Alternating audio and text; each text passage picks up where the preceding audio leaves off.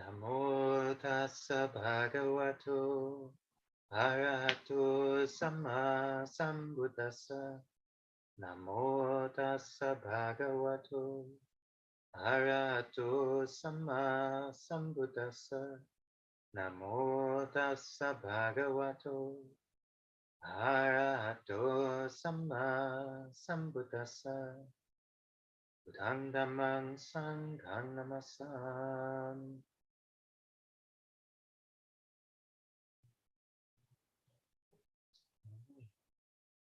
You're all settling in for the afternoon part of our day session together. And I'm often encouraging people to be kind to yourself, to be gentle to yourself, but don't demand too much of yourself after the meal, the warm afternoon part of the day. If you're drifting off or you need to get up, you need to walk.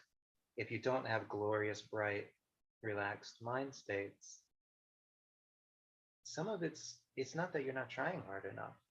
Some of it's just the time of day. So starting out with that idea of relaxation around practice, like practice is for relaxation, yeah.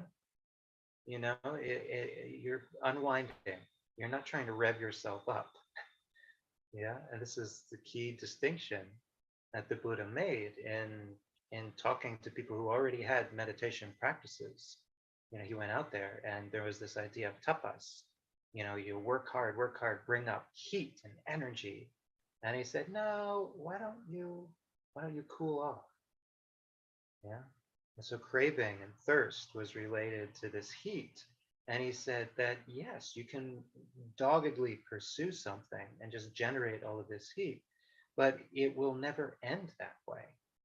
You will reach whatever you got, but you'll still have the craving. You will still have that burning inside of you. So even though you will get the thing that you sought, you're still going to have that craving. So you're going to want something else. Whereas if you turn it around and you're seeking the letting go, you're seeking the nibbana, the cooling. Well, then once you attain that state, you're in a state of not craving anything, not wanting anything, not needing anything. You are complete. You are good. And so this is what we look for in as we're meditating, as we're contemplating, not necessarily trying to get something, but trying to let things settle, trying to let things resolve themselves. And this is a great way also to approach heedfulness. So it can seem like, it's gotta be vigilant. Suffering can be anywhere, and really work yourself up and turn it into a chore. Be like, I have to be heedful at all times. Yeah, or I'm not a real practitioner. And even that you're like ever heedful means that you're a real practitioner. But this is what we tend to do, and especially when we first get into practice, and you're like, well, I've spent a lot of time not being heedful, not being mindful, not being diligent, and that didn't work. So let's try to be completely heedful, completely diligent, completely dedicated to the practice, and see if I get something out of it. But it's not the sort of thing that's going to yield to just throwing everything you got at it. I mean, if it did, then that's exactly what I'd be encouraging. I would say, go nuts, shave your head, put on a bed sheet, go to the forest, drop everything, and 7 days you'll be enlightened. And now, if you had met the fully enlightened Buddha, you were there in the beginning. There's actually stories where that works. The Buddha, sat down and he gave somebody a meditation subject, and he said, just sit there for the next 7 days. And so they did. But I don't think I can inspire that kind of faith in you. I don't think I can inspire that kind of faith in myself, to be honest. To sit still and just do a meditation subject for 7 days straight. And then on the eighth day, they all say, and on the eighth morning, I stretched my legs and I was at peace. I was liberated. It sounds brilliant, but it's probably not working that way for many people anymore. Yeah? The people who could do that, they already got out. They checked out. and we're what's left. For us, it's going to be more about balancing the faculties, yeah? It's going to be more about finding the happy medium and finding the way that these states, which are not common in our world, in our cultures, in our social groups, can be a helpful addition, can improve our quality of life. So how does heedfulness, something which sounds like being on guard and working and like not trusting anything, how can that state actually make us more calm, make us more prepared, make us more relaxed?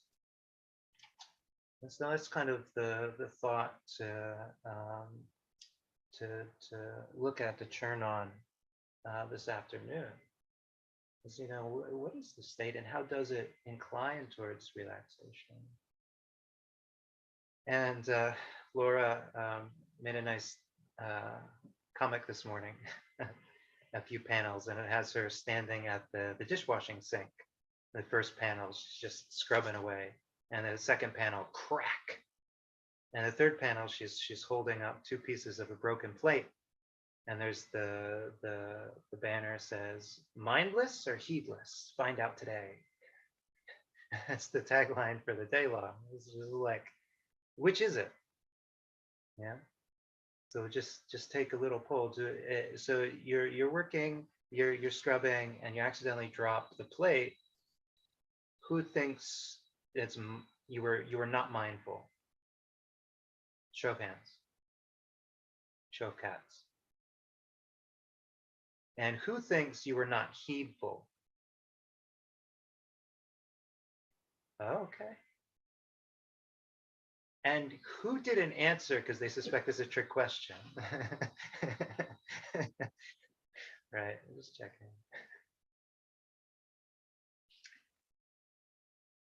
I mean, there's no canonical source on this, but I feel for myself, my own answer that I arrived at when I thought about it is a trick question. That it is neither, right?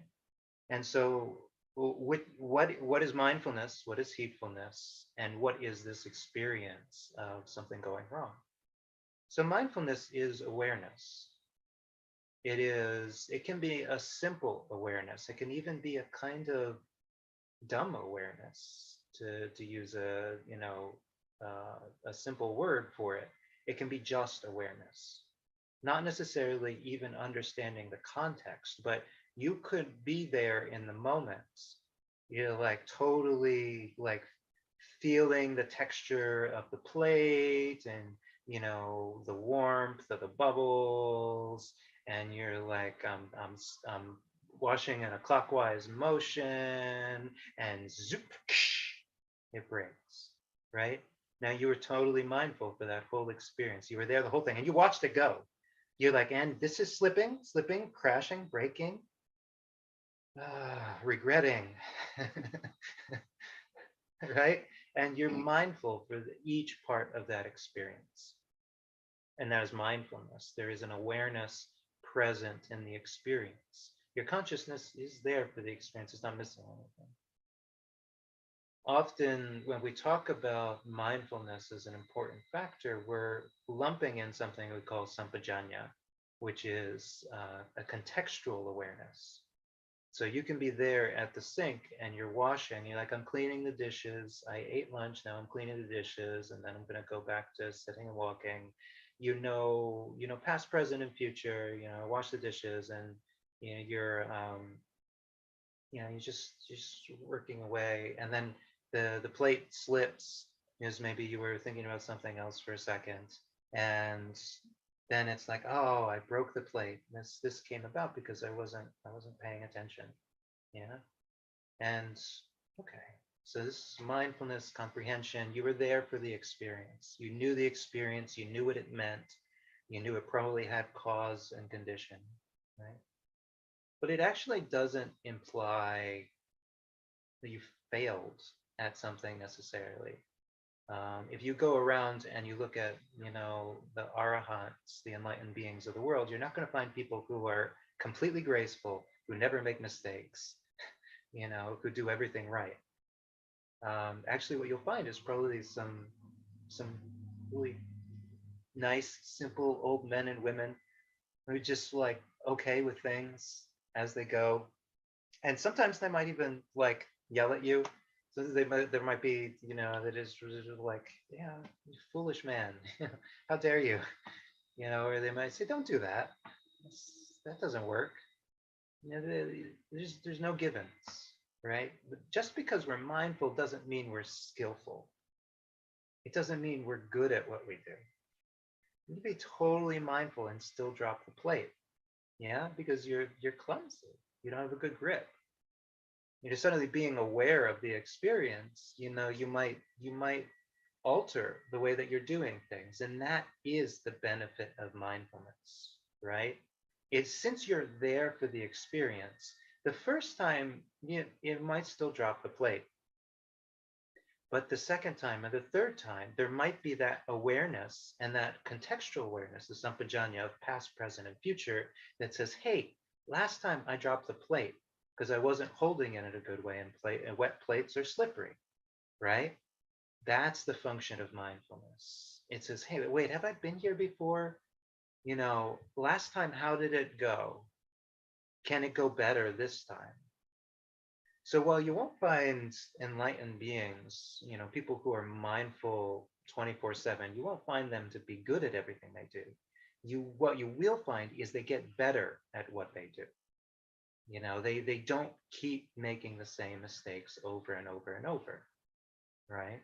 Once they've made a mistake, they kind of look at it and they wonder what was the cause and condition, and they see if they can undo it. And this is why you often see um, the teacher who's been around a long time and has practiced a long time running the monastery, running the temple, running the retreat center. It's not necessarily that they have the best skill set, that they were trained to do this particular task, but there's a certain knowledge that develops and people have faith in, if they've been practicing a long time, they will have weeded out some of the mistakes that most of us are still repetitively making. Yeah. And that's the function of mindfulness. And I can tell you, I don't know how it works, but it does. In every monastery and retreat center I've been to, people are doing things that are not bright. Uh, they're up on ladders, sort of painting an eave, or they're sweeping up some water right next to power outlets, or they're like reaching into a very small space with a very sharp screwdriver, like trying to pry something out. It seems like day after day, people should be, rushed off to the hospital. It does not seem like it should work. And yet there's this amazing phenomena is that less than schools, less than offices, less than hospitals themselves, there are almost no accidents, no serious accidents that you see in these facilities. And I simply there is mindfulness, right? Often when somebody is doing something dangerous, they know I'm doing something dangerous. When they're doing something they're not good at, they know I'm doing something I'm not good at. There is a contextual awareness there. Yeah. And this is where we're starting to bleed over into heedfulness. So, heedfulness is the awareness of the potential of suffering, right? It's the, and this morning we were talking about how that's sort of the counterpoint against craving, because what leads to suffering is craving, right? So if you're being heedful, then there are all these processes going on in your life that may or may not evolve into suffering, into misfortune, right? But also, like the Buddha, when once he realized that people get old, he couldn't just delight in being young. For him, it wasn't a sustainable condition. He could have just delighted in being young and attractive and strong. Um, but to him, he's like, that could not that could not last forever. There would be a point where that was no longer effective, no longer appropriate. So instead, he asked himself, well, what is something I could do now that will still apply when I'm old?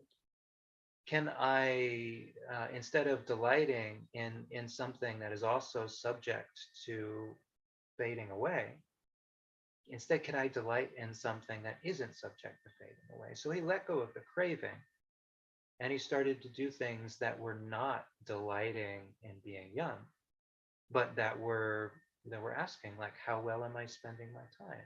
What would be a good way of using my time? What is, what are the problems in my life, and am I really doing anything to, you know, deal with them, or am I just trying to distract myself away from them? When he found out that people got sick, he said, I can't really delight in health anymore, knowing that it could, I don't even have control over it. At any moment, I could lose that health. So what is the thing that you can cultivate the whole way through?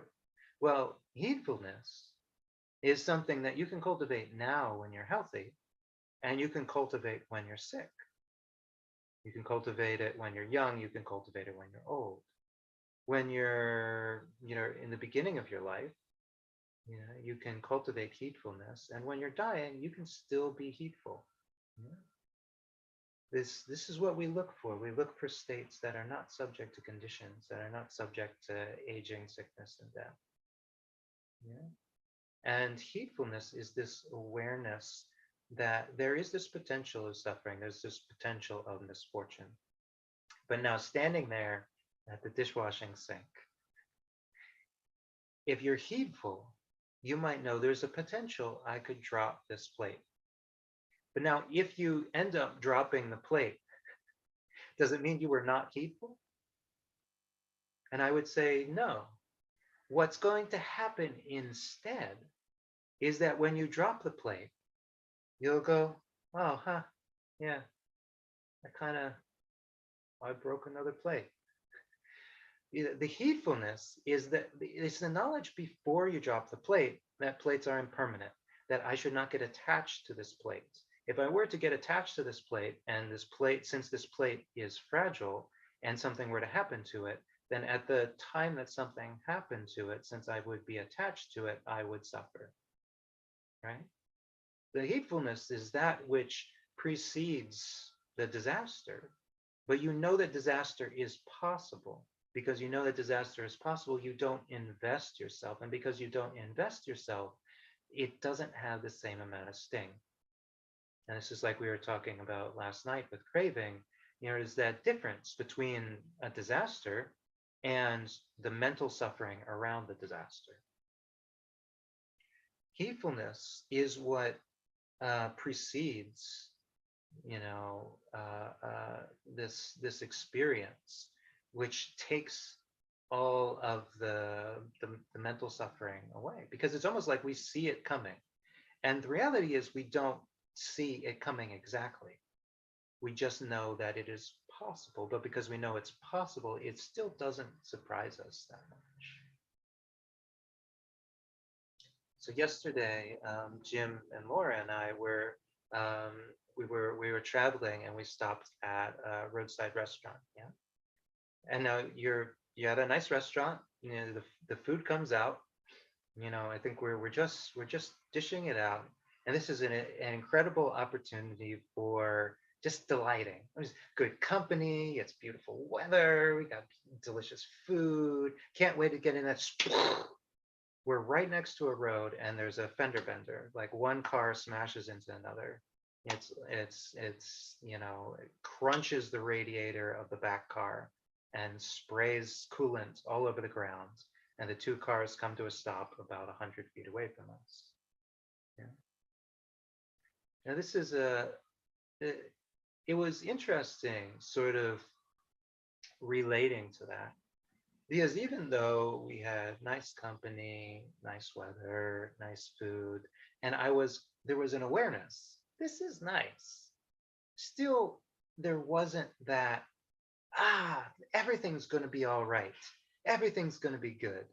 Still, there was this sort of monk consciousness that says, this is suitable. This is suitable. It could go wrong at any time, but this is suitable. I'm okay with this. Yeah. And then something went wrong, and there wasn't this hard stop. There wasn't this sinking pit of the stomach feeling. There's, oh no, my beautiful day is ruined. And there was like 10 cop cars and a fire engine and an ambulance arrived. It was a fender bender. Like there was no actual injuries that we could discern, but the thing was these are a bunch of little towns and they get paid per response. So each of the little towns in the area sent a vehicle, be it a police officer or an ambulance or a fire truck, so that they could all get paid for responding to it. And we could just count, okay, that's from Gill, that's from Turner's Falls, that's from Greenfield, that's, yeah. And so we were watching as this whole scene developed, but there was there's these two different things happening. Now for the two people that had been in the accidents, yeah, thinking about their mind state, just before the accidents, they had been doing something, right? They had been on their way to go somewhere. They were probably thinking about what they wanted to do with the day, what they were going to get, who they were going to see. Everything was going well. And then the accident. And suddenly, everything that they thought the day was going to turn into was no longer, it was not accurate. This was going to be time consuming. It was going to be stressful. It was going to be expensive. Their entire day was derailed, right? And a number of people around sort of went up and checked in on them, um, investigated. And of course, all the police officers, whatever they thought they were going to be doing, like maybe waiting at a traffic stop, instead they're showing up and they're collaborating with all of their colleagues, 50-mile square mile radius. Um, it really changed the experience of the day for some people. But then as we were sitting there were more people who were showing up at the restaurant. And as they were getting out and going into the restaurant, they had a completely different experience, right? You could tell that they were aware of the accident, but they were much more focused on the restaurant. For them, the fact that somebody else got in an accident didn't detract from the fact that they were looking forward to their meal, right? And I think that is the difference that you see with heedfulness. Yeah, and this is the Buddha describing how the moment he knew that people get old, that sort of perpetual delight and seeking and inclining towards youth and vigor and strength kind of left him. But now you can't say he became, just dead to the world, but though it's certainly what his family thought.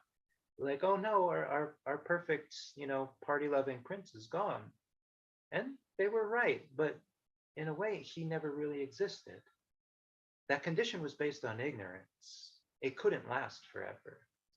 But with the fading of that ignorance came these conditions of what their prince really was like. He actually cared.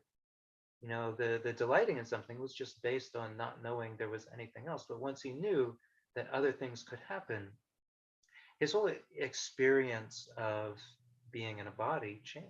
His whole experience of being a human being changed. And this is what we find as practitioners as we start to meditate, as we start to study the Buddha's teachings. Now, if we simply stop at meditation, that's good. We've got something that is going to help us, unravel our greed, unravel our anger, it's going to help us develop awareness. It's going to reduce the stress in our life. But when you hang out with like traditional, practicing Buddhists, they say it's not just mindfulness. There's these four noble truths. You're suffering. You're suffering and you have causes of suffering. And you're going to get sick and you're going to die. It's guaranteed. The monks say it's guaranteed. Yeah.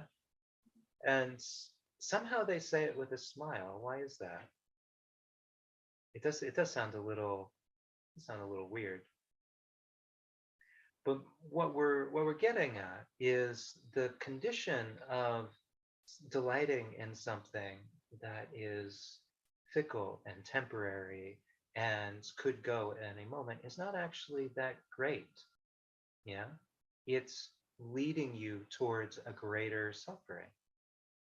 And if you were to, develop an approach to life that has room for disaster to happen, then when that disaster happens, it doesn't seem like such a disaster. And I was also thinking, we have in Buddhism, the Buddha taught about Hiri and Ottappa. These are two states which kind of roughly translate to conscience and like a social responsibility or a moral responsibility.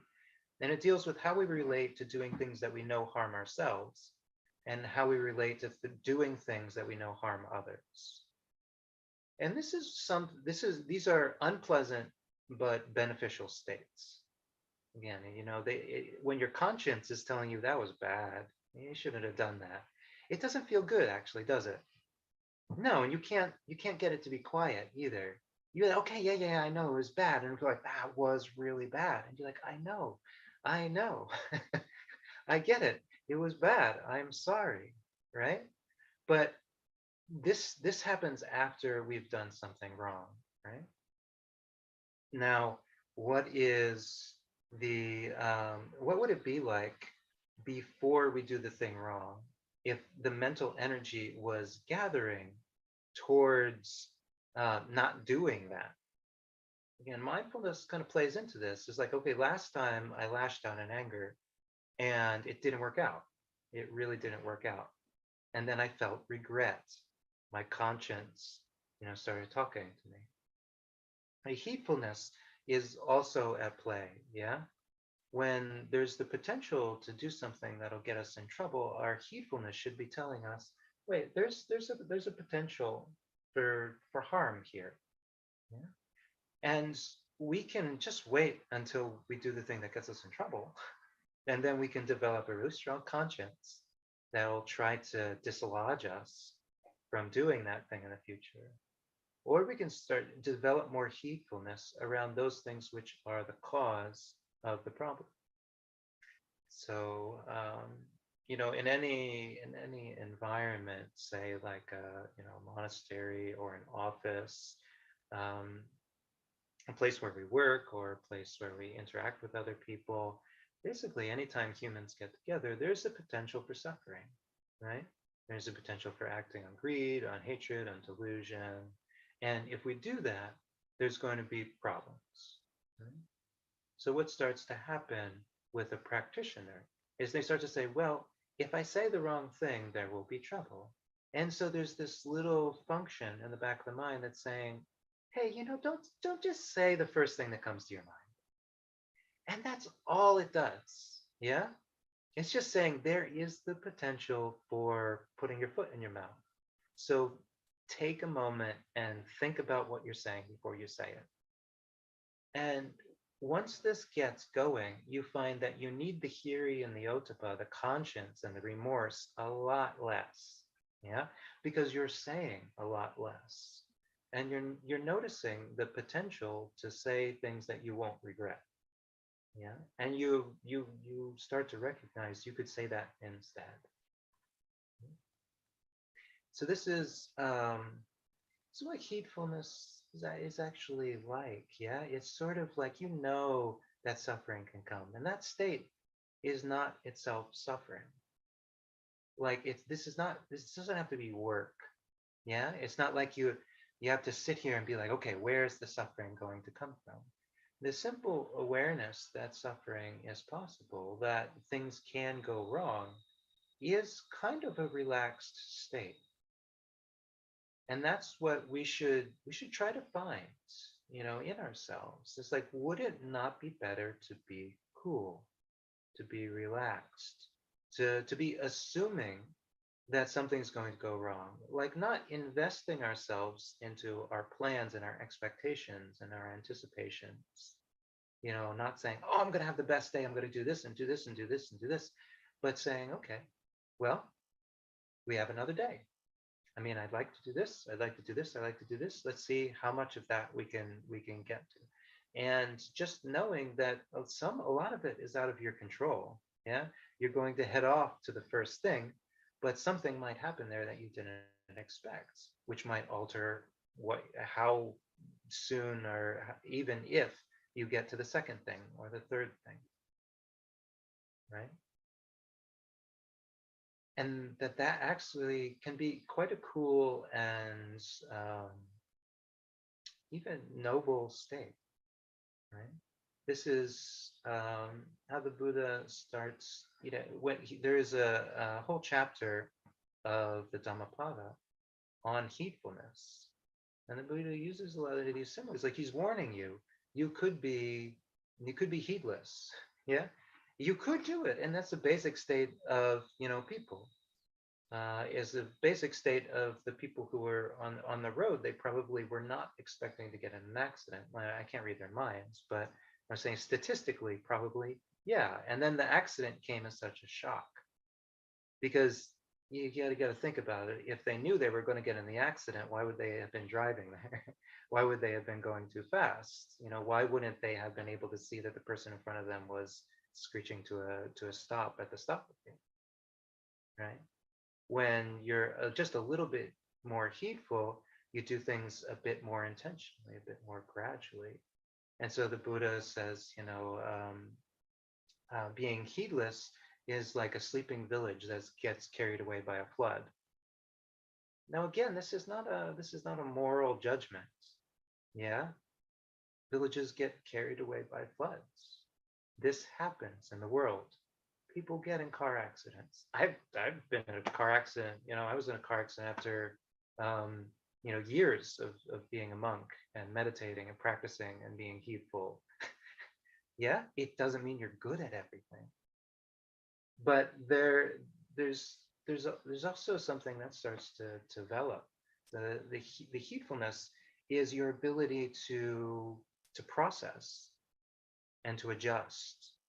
If you're already not expecting things are going to go perfect, then you're ready for it, and you're like, okay, yep, this is the new reality.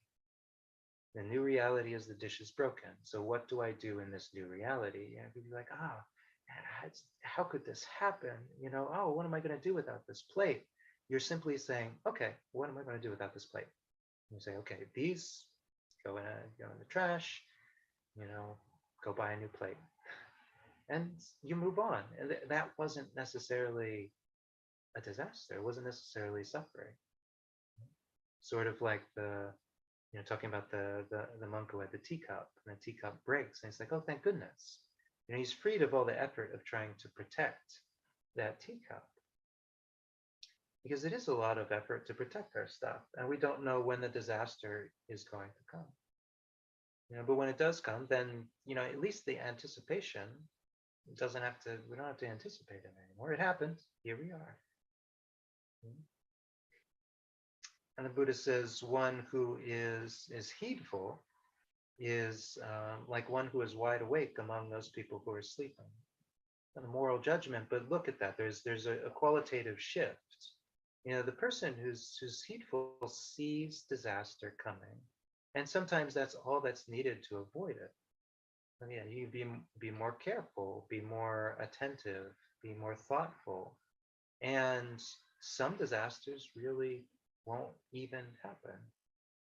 And as I just say, I don't know exactly, but I've seen it again and again, year after year, at different mindfulness institutions, is that people tend to survive their trip to the monastery time and time again. And it's not this sort of like the Buddha protected me kind of thing. The Buddha will flat out say, it's like, that's not the kind of protection I'm going to give you. Yeah, because there are a lot, even like Buddhists in the world, who go and make an offering at the shrine, and just like every other religion on the planet, they're saying, okay, I made the offering, and now we're going to have a good harvest, right, Buddha? Or I'm going to get that new job, right, Buddha? Or nothing's going to happen to my new car, right, Buddha? Well, the Buddha statue is staring back at him and is saying, we'll see. I can't guarantee anything in that respect. But what I can guarantee is that if you know that you're not going to have that job forever, if you know that the car will break someday, if you know that you will have bad harvests, then if it turns out to not go exactly in the best way, it's not such a shock. There's a great teaching story of the Venerable Ajahn Chah, a forest master of the last century. And he was, in a rural Thai, village. And so they had fields. And, uh, people were Buddhist, and he was a very eminent monk. And so one year, the townspeople all got together and they came to Ajahn Chah, and they had a pot of water. And you got to love when people get together and they make these decisions, and then they go to the monk and they say, we're going to do X. So they went up to Ajahn Chah and they said, okay, here's what's going to happen. You're going to bless the water and we're going to pour it on our fields, and this will guarantee a good harvest. And of course, Ajahn Chah is like, but what he said is, look, I can bless that. Sure, it might do something, but also what you can do, take that jar of water and put it next to the Buddha statue. And what we'll do is the whole sangha will practice for the next week. We'll chant, we'll meditate. It'll be here among us.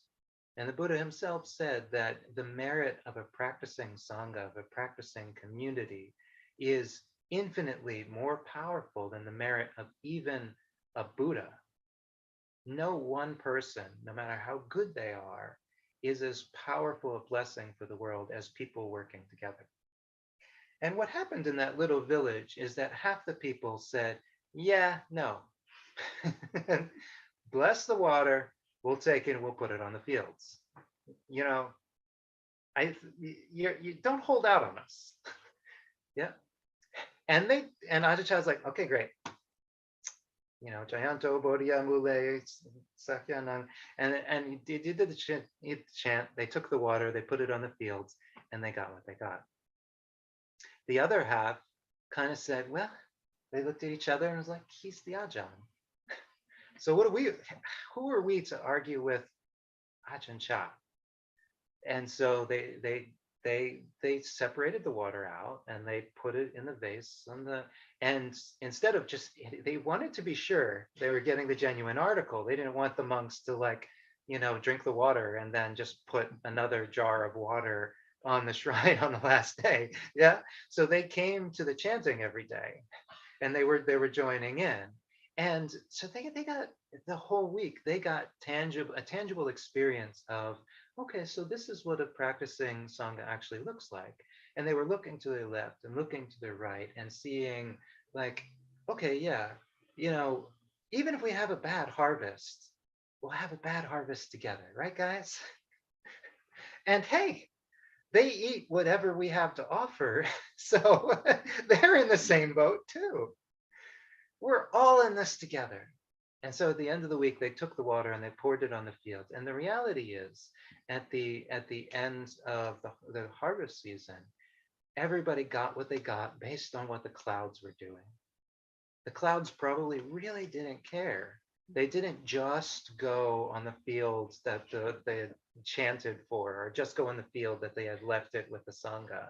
The clouds just flew over and dropped some water and everybody got the same harvest. But those people who had done it together and who had done it in faith, came and offered the food at the monastery. Yeah. And they all offered it together and they all shared in it. They had a meal, the monks were fed, and the leftovers were given out to the community, and everybody had enough. Yeah. And so this is what Ajahn Chah meant, and you could take it to be a very numerical thing. As the Buddha said, okay, infinitely better. So infinity times the amount of merit of a person blessing this thing. Or you can say that's what the Buddha meant. You are guaranteed to experience disaster in your life. You will get old. You will probably get sick. You will definitely die. You will lose all the things that you love, but it's okay because you're all in the same boat. We're all in the same boat. And if you can find this ability to be okay with that and to kind of fall in step with people to your left and your right that also get it, then when the disaster comes, everybody just bands together. Okay, yeah, we broke a plate, but I've got a spare plate. Oh yeah, you got in an accident. Here, I'll give you a ride, and we'll call the tow truck, and it'll be all right. And where were you headed? And help you get there. It's so much easier when you don't let it stop you. When you say this is normal, and when you don't see your suffering as a disaster, you don't see any suffering as a disaster. You just see it as an opportunity. Okay, we can gather together and make this as less a burden as possible. This is kind of what we're looking at. Yeah, kind of what we're cultivating. So why don't we do another sitting together? 20-25 minutes. And start to see if maybe, what was it like this morning for some to really look back. I found myself just catching myself, like every time, like I really wanted to dive in to my meditation subject. Like this will be great. I'll get concentrated. I'll get samadhi. There'll be bright lights. There'll be like flowing ecstasy like through every cell of my body. It'll be great. Every time I felt that like urge come up, I said, okay, yeah, that's craving. And it left me kind of sitting here and listening to the crickets and feeling the breeze. And I'm like, isn't that interesting? That other thing was really like engaging and gripping. And it's like, oh, I can't wait. And this is really simple. But this is really stable too. Yeah. And so I just kept doing it. And I think this is it can be counterintuitive that this is kind of actually what we're going for. If we set off on this desperate course for the attainment of some particular goal, we might get that goal, but will we be calm? Will we be released when we're there, or will we have gotten a thing and then we need to process and do the letting go? So likewise, settling and letting in the reality, right? Sort of the mindfulness, again, of cycles, the way that craving just takes us. Our patterns just take us. Letting in that awareness that maybe I've done this before. Maybe I've been here before. I find when I drop in that idea, it kind of like just wipes away all of the plans and expectations I had for the day. Well, I don't want to be on autopilot. If I have done this before, it didn't work out, But then this is what the Buddha is telling us, right? That we have done it before. We've done it again and again and again and again. But now that awareness that there's a possibility that we've done it before, that is not heedless. That is an awareness that says, hey, suffering can arise at any moment.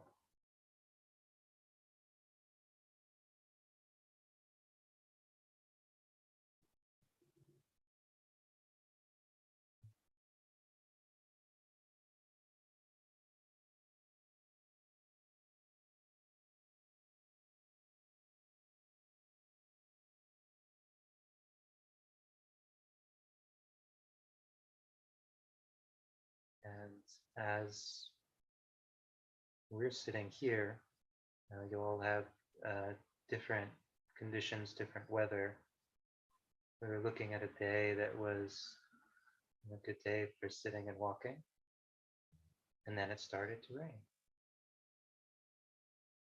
And sitting here listening to the rain, one door closes. But how easy is it to say, okay, now it's raining. What's the way to adjust? And can we set up this kind of mindfulness? Imagine now a disaster that might befall you. And this can be one that's relevant to you. Maybe your house burns down, or maybe your partner leaves you, or maybe you lose your job, or maybe you break a bone.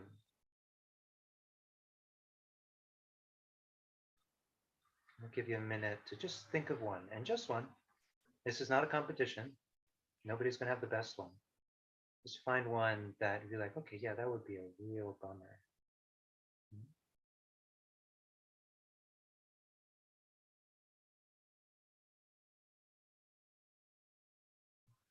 It's good to, maybe for this exercise, to think of one that's a little concrete. So if you were to take one, like maybe I'll look for a job, but I'll just won't be able to find one. It's a little ephemeral. Yeah. Trying to tap into the sense of like just looking. Instead, say you get a job that you turn out to not really like. Yeah. Or you run out of money. Something tangible.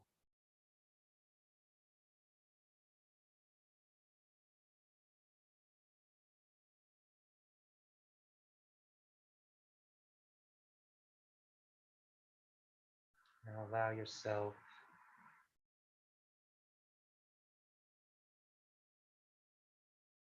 to land in the moment of that experience, what it's like. Maybe with empathy, you can kind of imagine it would be like how it would feel. It's sort of like, no, and the feeling of loss, losing something or losing some opportunity, losing some potential.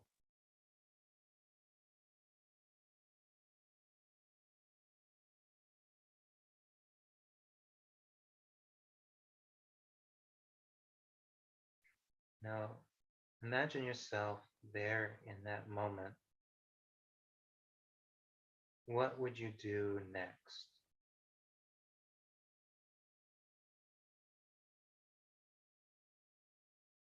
What would you need to do next? What would be the next step?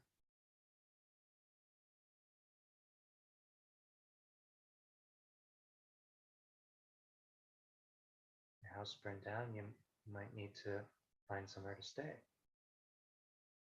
Your car broke, you might need to have it towed to somebody who could fix it. Go out and buy a new one, or get a bike.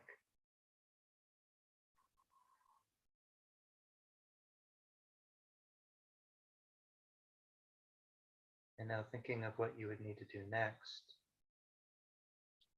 can you think of anybody who would be able to help you with that?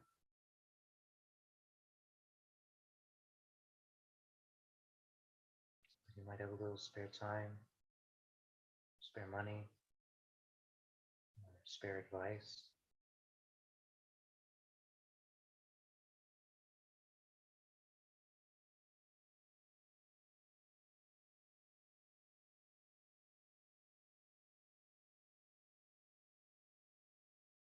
Imagine yourself calmly working through the steps of resolving the situation with the help of the person or the people that you're thinking of. You have to go here, maybe you have to get one of these, maybe you have to file this form, but see yourself working through it.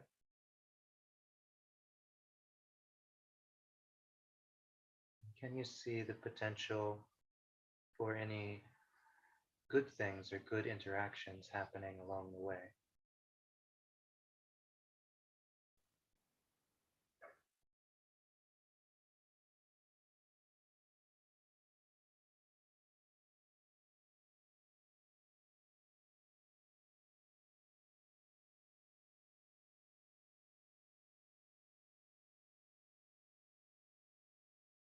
Try to imagine yourself through persistence and flexibility and the help and support of others, and reaching a state where the original disaster is managed and you've moved on to something new. What would that look like?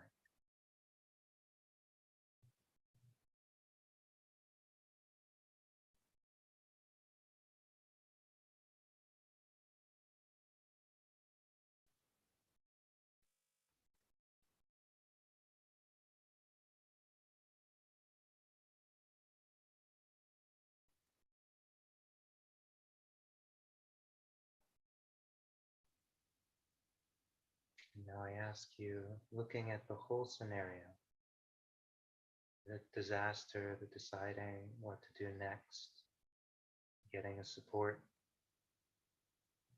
working through it, getting to a point where all of the difficulty is resolved, seeing along the way how good things can come of it, even this difficult situation. Does that change your relationship to the original disaster?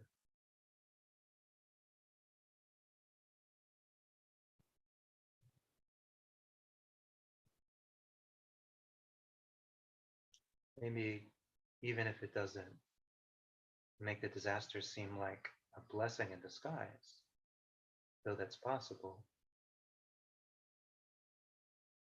Maybe does it come with benefits, and maybe does it seem less like a big deal?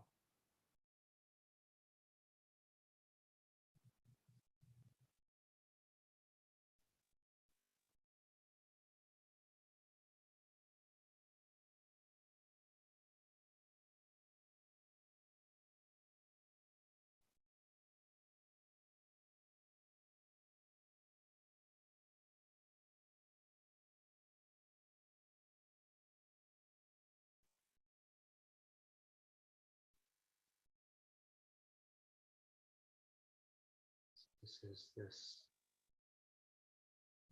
two sides of the same coin. The reality we find ourselves in, a disaster can have positive things come from it. So then is it really a disaster? Or is it more like something that happens? It's a part of life.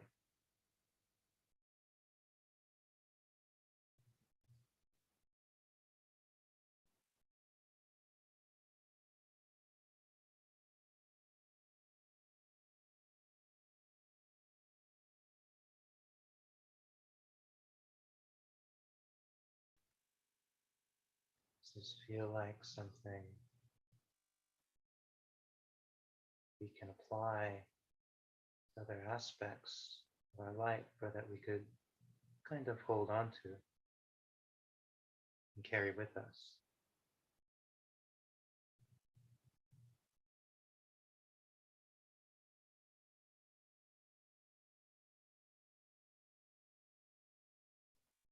Can we imagine ourselves able to respond to a difficult situation, seeing it as an opportunity?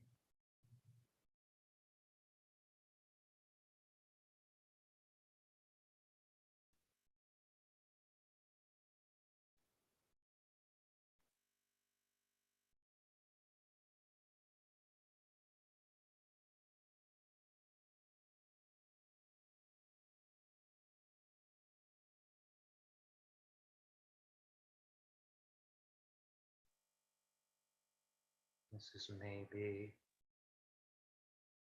something we can keep going. Leave it to you. Need ideas? You think getting old, older than you are, maybe losing your memory or your vision a little bit, not being so independent. Can you see yourself accepting that and adjusting to it as it happens, rather than just waiting until something is yanked out of your control?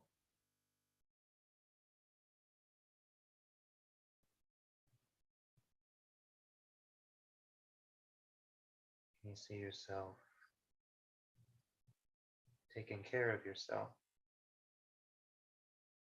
not overworking or overeating, not indulging in dangerous vices, but leading a simple life, one that can't be seriously affected by a change in your health?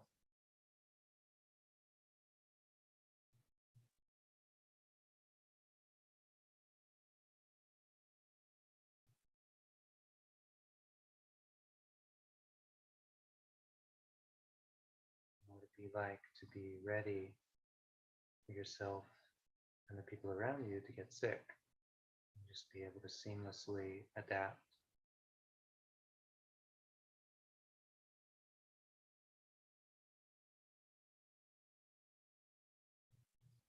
What would it be like to have a deep wisdom and understanding that we all die someday?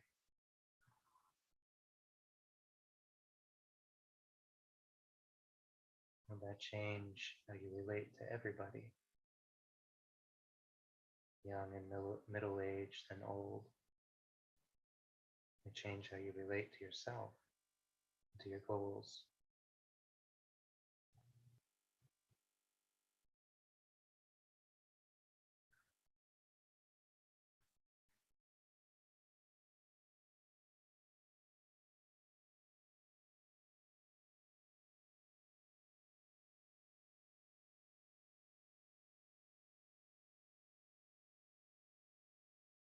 It's a place of relaxation, coolness starts to develop.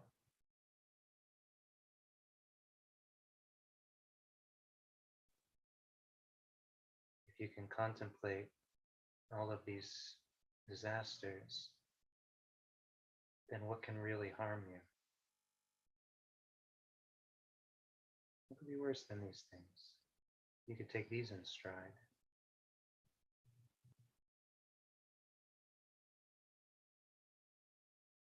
And you might also be able to feel a current of energy and even joy around the sense of readiness, a sense of flexibility, a sense of not being surprised or caught off guard.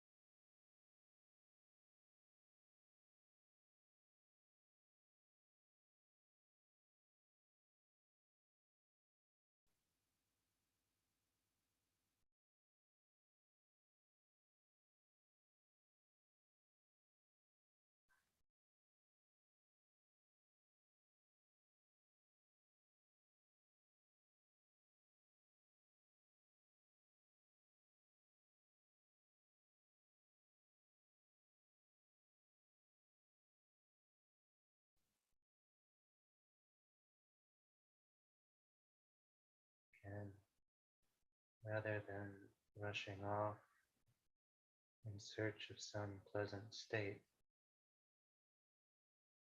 can we find the pleasantness, not needing anything, being ready for everything?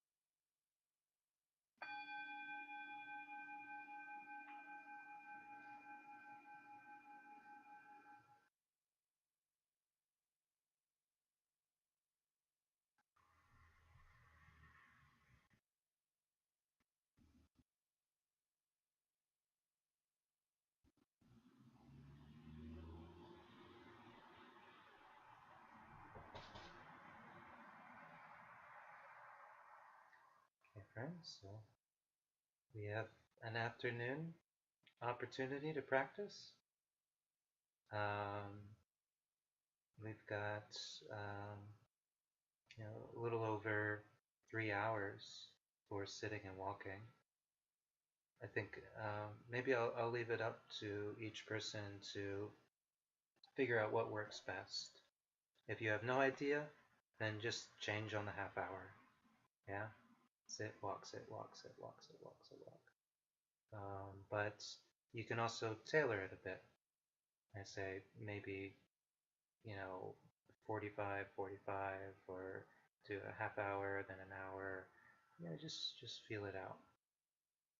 And you can keep the theme going, or maybe, go back to what you usually do with your meditation, the techniques you usually use. You see if does this heedfulness need to go out the window for you to go back to the way that you were approaching meditation? And if so, why? That can be the thing to investigate.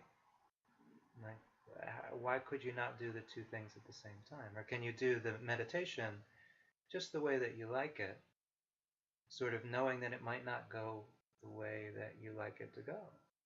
And would that not be a calm awareness of things in context? Yeah.